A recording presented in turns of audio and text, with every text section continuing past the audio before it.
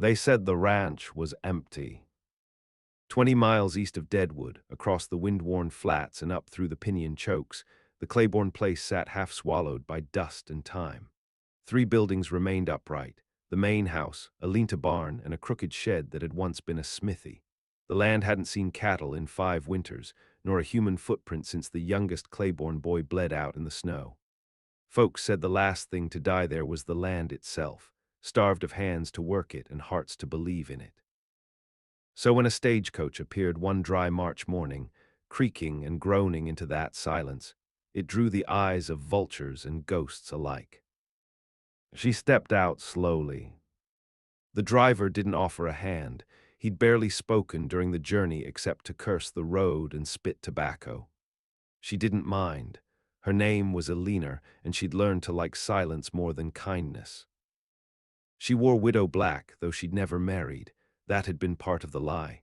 32, no kin, 1 bag, and a letter that said she was promised to a Mr. Claiborne. The town clerk in Deadwood hadn't bothered to cross-reference. The man had died 5 years earlier, but nobody in the post office cared who picked up the mail so long as it didn't come back unpaid. She stood a moment in the wind, coat pulled tight against the grit that whipped up from the ground. Her eyes moved slow, taking in the ruin, sagging porch, burned fence. The window above the door had been shot out from the inside, and still she stepped forward. The house groaned under her weight as she entered, but the floor held. She closed the door behind her and dropped her bag in the corner. Dust claimed every surface. In the hearth, ashes lay like a shallow grave. She didn't flinch. She moved room to room, slow, as if the walls might speak. She knew better than to fear the emptiness. What unnerved her was how much felt untouched, like whoever left had meant to return. A tin cup still on the sill, a coat still on a nail, a child's footprint, maybe, in the corner dust. She didn't sleep that night. She sat by the cold hearth, counting coins in her coat lining, waiting for the dark to pass. The fortune was real, that part she hadn't lied about. Not gold, not anything fancy, but 4 deeds signed and sealed under a false name, each tied to water rights and a disused rail spur that had once been part of the Union Pacific's failed north route. Most folks thought it worthless land, but Eleanor knew the lines had been redrawn. She'd read every map in the archive back in Chicago, traced each with ink-stained fingers. The government was coming back west, slowly, quietly. There would be need for track and water. She wasn't here for a husband. She was here for reclamation. By noon the next day, she'd pried open the barn and counted the tools. 2 shovels, 1 cracked axe, a hand plow with a rusted blade, and a crate of nails so old they turned to powder in her palm. She made a list. She didn't sigh. 2 days later, she hitched a ride with a peddler heading west with seed and gunpowder. She paid in silver, eyes straight, voice low. She asked about smiths in the area. The peddler shrugged. Only one worth spit is the half-blind bastard over in Mule's Crossing. Lives like a dog in the old freight station. Name's Isaac, don't talk much. I don't need talk, she said. The man spat and smiled. Then you'll get along fine. It took her a week to find him. She walked the last mile in a storm that tore her bonnet clean off. By the time she reached the freight station, her boots bled and her coat was soaked to the seams.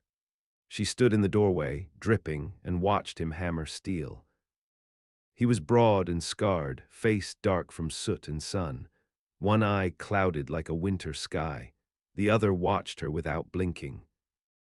I need tools, she said, and a man who can work without asking why. His hammer paused mid-swing. What's your price? I have land and I have work. He looked her over, jaw clenched. That ain't a price. No, she said, it's a proposition. He let the hammer fall, wiped his hand on his apron, and stepped into the light. She didn't flinch when she saw the burn scar across his jaw or the way he leaned on one leg like it pained him to stand straight. Proposition, he repeated. That's a whore's word in this country. She met his eye. then think of me as a whore with ambition." The wind howled between them. Somewhere behind her, the hills began to whisper again. Isaac stepped back, opened the door wider, and gestured with one hand. "Come in, then." She did. The forge hissed, the air stank of iron and sweat. She didn't ask questions, neither did he. And so it began. They left mules crossing before dawn. No one saw them go. The wagon was Isaac's, what remained of a military freight hauler stripped of insignia and patched with mismatched wood. He drove it like it owed him something, one hand on the reins, one resting on a wrapped bundle beside him. Eleanor sat silent at his side. Between them, 2 sacks of flour, a barrel of nails, lengths of bar iron, and 6 blank horseshoes wrapped in linen. It took 2 days to reach the Claiborne place. The road narrowed, turned from dirt to stone, then finally to dry red earth riddled with goat heads and snakes. When they reached the edge of the old pasture, Isaac stopped the wagon and looked long at the broken fence line. "This land was worked hard," he said. "It'll hold again," Eleanor replied. He didn't nod, he didn't argue. They set to work before the sun dropped low. Isaac made a lean fire and unloaded the anvil, setting it like an altar beside the ruined shed. Eleanor hauled water from the well, primed the pump with vinegar and prayer, and was half shocked when it groaned back to life. They didn't speak much those first days. He built a forge in the yard, piece by piece, heating stone and brick with the patience of a man used to ruin. She scrubbed the house clean of rats and death, whitewashed the walls with lye and chalk. By the 5th morning they had a table to eat at and a stove that no longer choked on soot. On the 7th night, Isaac handed her a hammer. "You'll need to learn this. I'm not your apprentice. You're not anyone's yet." She took it, the weight of it settled in her bones. They worked, and the ranch, bit by bit, remembered how to breathe. When the first stranger came, it was a drifter, half-starved, looking to trade pelts for bread. Eleanor fed him from their root cellar and sent him off with a warning, no one on the land now but her. The drifter nodded. Word spread. By April, 2 more came. A hunter, then a woman with a mule and 3 children. Both were turned away. Eleanor knew better than to trust sympathy. This was not a sanctuary, it was something else. Isaac said nothing when she turned them out. He only watched her long, like he was measuring more than just her face. That spring, the desert bloomed in ragged patches, fed by stubborn creek lines and the water she'd coaxed from the old cistern. Eleanor planted root vegetables first, then rye. Isaac mended the barn, shoeing their one remaining horse and hanging new iron hinges he forged by hand. She watched him in the firelight sometimes, the way his face tightened when the heat climbed too high, the way he drank only after the work was done. One night a rider came fast across the flats. Eleanor was outside mending the coop. Isaac stepped out, hammer in hand, and watched the man dismount. He was clean, too clean, suit 2 years out of date but not frayed. He carried no weapon she could see, but his boots were polished and his eyes moved like a banker. "You Claiborne's widow?" he asked. Eleanor didn't answer. "I ask because the name's being bought up in parcels. Real quiet. Someone's trying to consolidate the rights north of the flats." "What do you want?" "Just passing along word. There's talk in Yankton. Surveyors coming down from Cheyenne. They want to know who owns the gap." She met his gaze. "Then they'll know soon enough." He tipped his hat and left, but she didn't go back inside that night. Instead, she stood by the fence, arms crossed, watching the moon rise like a blade behind the hills.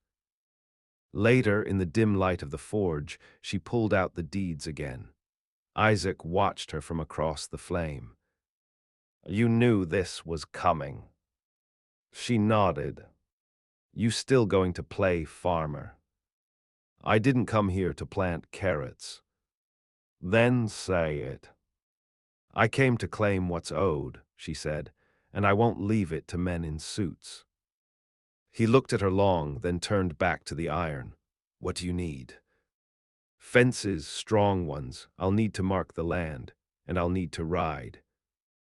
Isaac nodded once. "Then you'll learn to shoot, too." They trained at dawn. She used a revolver he'd kept buried in a trunk, an old Navy Colt, heavy in her hand, the grip worn smooth. He taught her how to fire on breath, not motion, how to track wind, how to count bullets like seconds. He never asked her what fortune lay beneath the land, never asked about the money that bought the flour, the nails, or the deeds she read at night by candlelight. He seemed content with the rhythm of rebuilding, the quiet violence of creation. She did not press him about the scars on his hand or the burned skin behind his ear. They each carried a past like rusted chain. No need to rattle it louder than the wind. Then in early May, a man came with a letter. He wore a Union Pacific pin, tarnished but real. He said his name was Darren Lowe, and he was a fieldman for a rail company. Behind him stood two others, one with a rifle and one with an ink-stained satchel. "We're looking to negotiate right-of-way," he said, nodding to the edge of the Claiborne land. "We'll pay good, 30 an acre." Eleanor stood at the top step of the porch. Isaac leaned on the post behind her, arms crossed. "I'll take 60, she said, "and you'll write it in my name." The men laughed, but it didn't last. Darren Lowe's smile flickered. "Ma'am, that's not." "I said 60. You're not in a position to." "I'm on my land," she said. "That's all the position I need." The man with the satchel stepped forward. "This is government-assisted expansion. You turn this down, you'll be marked in violation of eminent domain." "I know the law," Eleanor said, "and I know the lines. You want to build, you pay." Darren looked at Isaac. "She always this stubborn?" Isaac didn't blink. "She ain't even begun." They left angry. That night, someone fired a shot through the window. It missed. Isaac tracked the prints half a mile before they vanished in rock. When he came back, Eleanor was boiling water and sealing the crack in the glass with oilskin. "This won't stop," he said. She didn't look up. "Good." He stepped closer. "You think you can hold off a rail company and every vulture it brings?" "I think I don't have anything left to lose." He looked at her a long time. Then he said, quiet, "Neither do I." She handed him the kettle. The wind shifted. And somewhere out in the darkness, the land braced for war. The fire came at midnight. It started in the grass near the southern fence, a slow glow that turned into a wall. Eleanor smelled it before she saw it, the bitter tang of burned sage and tar. She was on the porch, rifle across her knees, eyes dull from sleeplessness. Isaac was in the smithy, shaping hinges from salvaged stock, the hammer stuttering as it struck iron. She ran toward the flame barefoot. By the time Isaac caught up, she'd already kicked open the water barrels and was dragging a canvas tarp across the embers. They worked side by side, slapping at sparks, cutting back the grass with shovels. The fire was no accident. It curved in a crescent, too clean, too exact. A warning, not a destruction. When dawn broke, the field was black in a perfect arc. The house stood untouched. Isaac stood beside her, face gray with soot. "They're testing you." She nodded. "They'll come again." He said nothing, only turned back toward the forge. She spent the next day oiling the rifles and taking stock of every bullet. Isaac turned his tools from hinges to spikes, forging thick nails as long as fingers. At night, they strung wire low across the pastures, hidden by dust. Eleanor didn't ask where he'd learned to rig traps. He didn't ask where she'd learned to lay them out. 2 days later, a letter arrived tied to a crowbar left in the garden. "This is your last chance." It wasn't signed. Isaac read it, then crumpled it into the forge. They didn't speak of it again. By late May, they had their first allies, though neither had asked for any. The first was a boy no older than 16, lean as wire, with a scar down his lip and a shotgun twice his size. He came limping down the road, dragging a mule behind him. Said nothing, just held out a pouch of bullets and nodded at the barn. "Why?" Elena asked. "Company ran my pa off 2 counties east," the boy said. "Left my sister dead in a well. I aim to pay that back." She looked at Isaac. He gave no sign of protest. They let the boy stay. The second was a woman, mid-40, heavy-limbed and sun-leathered, with a pack of hounds and a Bible shot through the middle. She came without asking, settled her tent near the creek, and began patrolling the land like it was hers. Her name was Ruth, and her eyes were like storm glass. "You keep holding ground like this," she said, "and it's only a matter of time before others follow, the ones with nothing left." Elena didn't smile, but she didn't turn her away. In the weeks that followed, more arrived.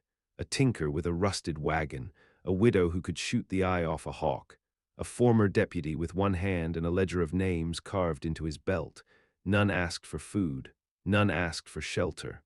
They came with weapons and silent debt, drawn like iron filings to a spark. Elena made no speeches, she offered no flag, but she gave each one a shovel, a hammer, a place to stand. The Claiborne Ranch was no longer a ruin, it was becoming something else. Isaac watched it all without changing pace.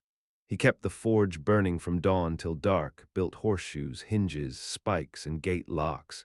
His body grew leaner, his clouded eye never blinked. When he spoke to Elena now, it was with a strange respect, like he'd stopped waiting for her to falter. One night, long after the others had gone to their tents and lean-tos, he found her in the barn.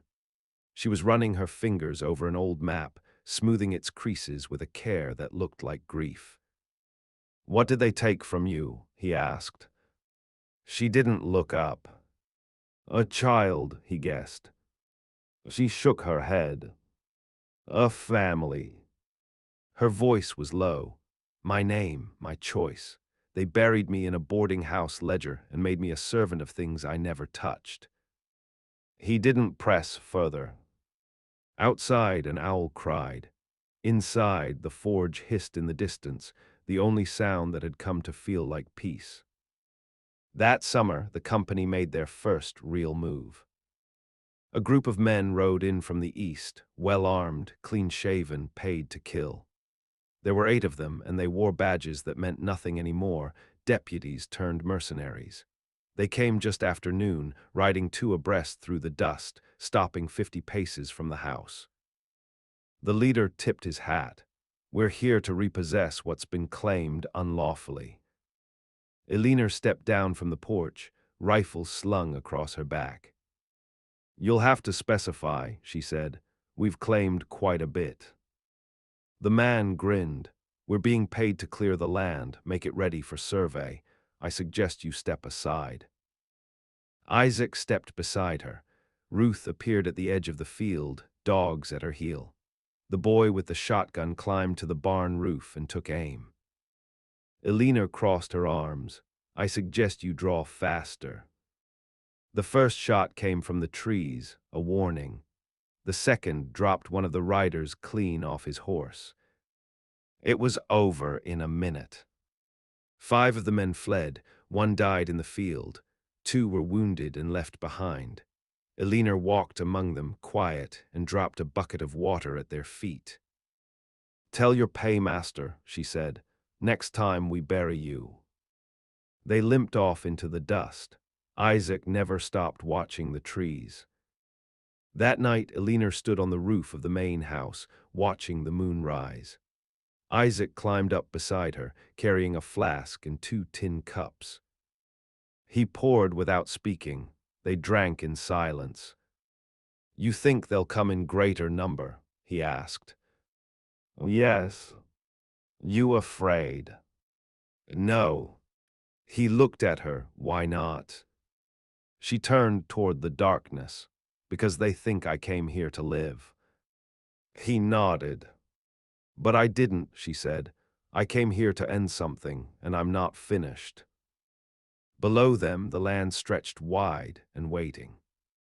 By autumn, the line had been drawn in blood. Not a week passed without incident, a wire cut, a calf poisoned, a hired gun found hung by his own reins from a cottonwood tree 2 miles south of the claim line. Eleanor kept the ledger now, writing down each act in tight, deliberate script, violence catalogued like rainfall, like crop yields. A blacksmith, a woman, and a patchwork of survivors were holding off an empire. But empires don't take insult lightly. It was Ruth who found the note nailed to the water tower just before dawn. The paper was soaked from dew, but the message bled through. Relinquish or burn, final warning. They all read it, each with their own kind of silence. Ruth folded the paper and fed it to the fire. They're coming with more, she said. Eleanor nodded, then so are we. In the week that followed, Isaac stopped forging tools and started making something harder. The forge ran hotter, and the sound of steel took on a sharper rhythm. Spikes gave way to blades, hinges to traps. He reforged broken rifles into single-shot pistols and built a firepipe cannon from salvaged rail scrap. The others dug trenches and built up the fence with stones from the dry creek. What couldn't be fortified was made to bleed, trap lines, pits, sharpened staves. The land bristled like a wounded animal. Eleanor met with her allies in the stable, 10 now, not including Isaac and herself. She passed out maps, circled zones. She assigned watches, scouted high points, redistributed ammunition with ruthless precision. No one questioned her. No one called her ma'am. She was not their bride, or their widow, or their lady. She was command. The morning the company returned, the sky was white with smoke. 12 riders, armed and masked, rode in with a scorched earth policy. Behind them came a wagon piled with barrels and kindling, fire teams. Eleanor watched them from the rooftop through a spyglass. They mean to burn us out, she said. Isaac loaded the cannon. The riders formed a crescent on the ridge, just beyond rifle reach. One man stepped forward and raised a red flag, signaling for parley. Eleanor did not answer. Isaac glanced at her. You want the shot.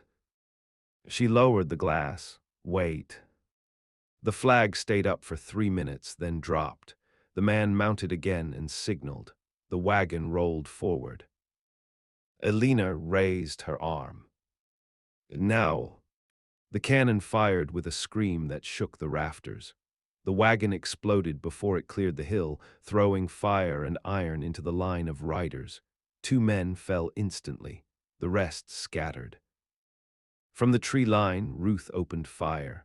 The boy with the shotgun hit a horse dead center, throwing the rider into a cactus patch. The widow from Kansas lit a Molotov and sent it spinning down the slope like a prayer. Eleanor descended from the roof and took to the field with a rifle slung over one shoulder and a machete across her back. She didn't hesitate. She moved through smoke and shrapnel like she was walking a known path. She wasn't killing to win. She was killing to prove the land couldn't be taken. By midday, the field was scorched and the last of the riders were either dead or fled. 2 defenders had fallen, one shot through the heart, one caught in the explosion, but the house stood. The well still flowed. The forge still burned. They buried the dead with stones, not markers.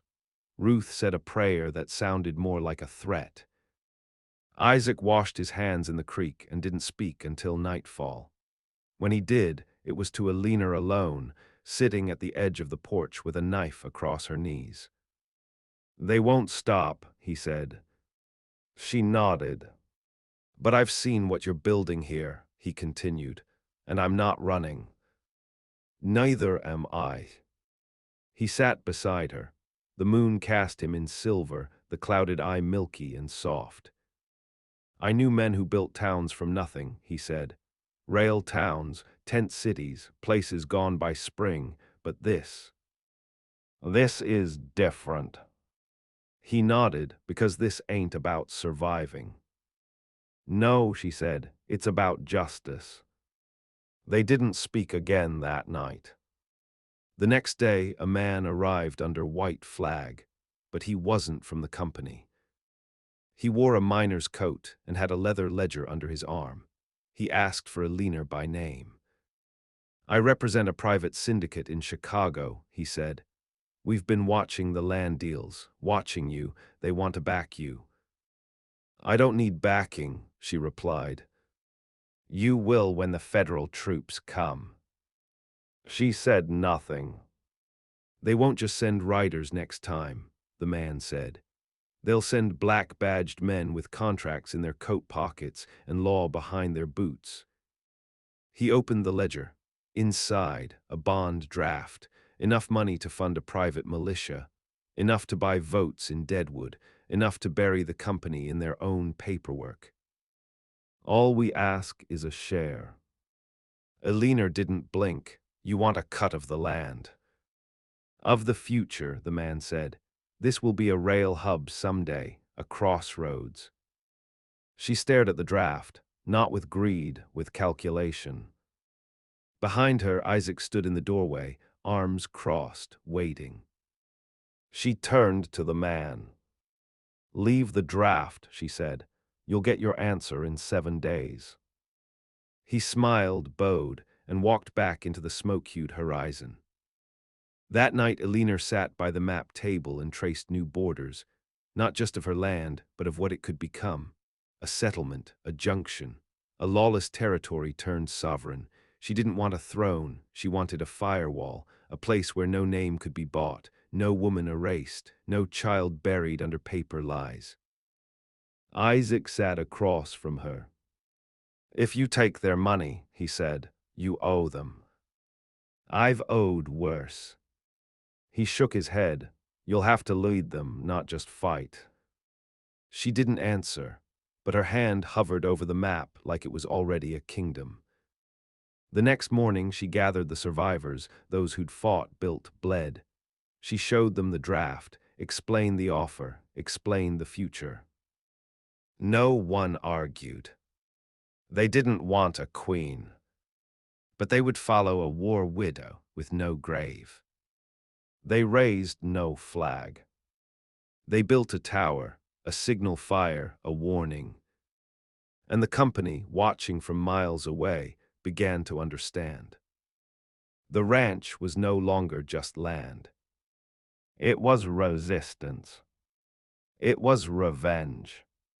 It was Eliner's now, and she would die before it was taken. The snow came early. By October, frost clung to the porch beams like teeth. The creek had slowed to a whisper. Every breath came out in steam. Eliner walked the boundary each morning, boots crunching over frozen earth, rifle slung low across her back. The wind had changed, not just in season, in mood. The company had gone silent. No riders, no letters, no hired men skulking through the brush. But she knew silence too well to mistake it for peace. Isaac worked in the forge longer than he should. His cough had deepened. The cold bit into his burned flesh with each hammer stroke, but he didn't stop. He was building something large now, heavy and precise, steel gates reinforced with rivets the size of her knuckles. When she asked what they were for, he only said, the final door. The others felt it too. Ruth strung more traps along the southern perimeter. The boy, no longer quite a boy, his jaw now dark with stubble, dug a second trench behind the stable, muttering names of the dead under his breath like a rosary. The Kansas widow began boiling herbs none of them recognized, mixing powders into shot casings. Eliner kept to herself, reading old manifests by candlelight, tracing the redrawn rail routes in the map room she'd carved from what used to be the parlor. The draftsman's bond still sat untouched on the desk. She hadn't answered the offer, not with a letter, not with words. The land was her answer, and that answer had taken shape in timber and fire and flesh. Then the marshal came. They heard him before they saw him, brass horn, starched voice echoing off the canyon walls. His coat was blue and trimmed with gold, his boots untouched by dust. Behind him rode 20 federal men. Behind them, a wagon marked with the seal of territorial court. The Claiborne land had been declared a site of strategic infrastructure development. The marshal read the words like scripture from a decree signed by men who'd never set foot past the river. "You have 3 days to evacuate," he said. "After that, you will be considered unlawful occupiers and dealt with accordingly." Alina said nothing, neither did Isaac. The marshal's eyes scanned the defenders, weather-beaten, rifle-armed, quiet. "I'm giving you an out," he said. "You've done enough to be remembered. Don't die for dirt." Alina stepped forward. "It's not dirt." He looked her over, unimpressed. "You're a mail-order bride," he said. "No legal claim, no kin, no title. You married a ghost." "I built this," she said, "brick by brick, nail by nail. You think that can be overwritten by ink?" The marshal smiled without humor. "Everything can be overwritten." She walked up to him then, close enough to smell the starch in his coat. "Come back in 3 days," she said. "We'll see what stays written." He rode off with his men. No bullets, not yet. 3 days passed like morning. The wind shrieked through the rafters. Ice claimed the troughs. The animals grew skittish, sensing what the land already knew. Alina packed nothing. She loaded bullets. She oiled the hinges Isaac had forged. And on the 3rd morning, the sun rose red behind the hills. They came at first light. Not riders, not lawmen. Infantry. A detachment of soldiers with artillery in tow, slow-moving but sure. They moved in formation across the flat, boots churning the frost to mud. They brought torches, field guns, shovels. Alina stood on the roof, hair unbound, rifle in hand. The others took position, trenches, towers, flank points marked in pine ash. Isaac wheeled out the cannon one last time and aimed it at the mouth of the valley. The marshal gave one final call: surrender, and no one would be harmed. Alina raised her hand. A hawk cried overhead. Then the cannon fired. The first explosion threw the front rank into chaos. The second shattered the lead wagon, sending steel spokes into bone. Then came rifle fire, sharp, relentless, a crackling storm against the ice. It wasn't a battle, it was a siege. And it lasted for 3 days. They fought from behind stone and timber. They bled from mouth and gut and thigh. When one fell, another stepped in. Alina moved like vengeance incarnate, never yelling, never hesitating. She shot a captain through the throat at 50 yards. She pulled the wounded from trenches and buried the dead at night, each grave marked with a shard of broken glass. Isaac was hit on the 2nd day, shrapnel through the ribs. He stayed standing until the forge was lit again, then collapsed beside the anvil. Alina dragged him inside. He gripped her wrist. "Don't stop," he rasped. "I won't," she said. He smiled, teeth red.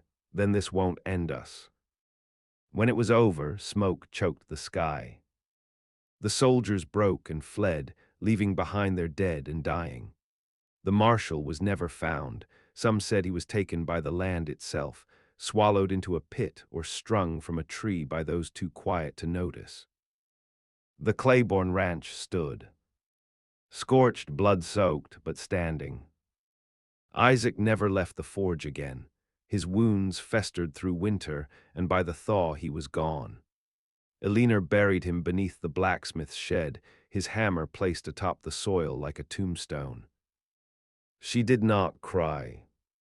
Instead, she rode to Deadwood alone, with the ledger tucked under her arm. She walked into the land office and laid her deeds on the counter. The clerk, young and green, looked up, confused. "These are under a man's name," he said. Alina stared him down. "They're mine now." He looked again, saw the surveyor's bonds, the rail drafts, the bloodstains on her sleeves. He stamped them without another word. 2 years later, the first rail line crossed Claiborne land. But it didn't cut through. It curved around. Built with her permission, on her terms. Her name inked in ledgers now, not as widow nor bride, but landholder. A town grew, slow and crooked, around the ranch. People whispered of the woman who'd held off the company, the soldiers, the silence. They said her hair never turned gray, though her eyes went cold as ash. They said she kept Isaac's hammer by the door and sometimes lit the forge at night, not for work, but remembrance. Alina Claiborne was no one's wife. She was the storm that stayed.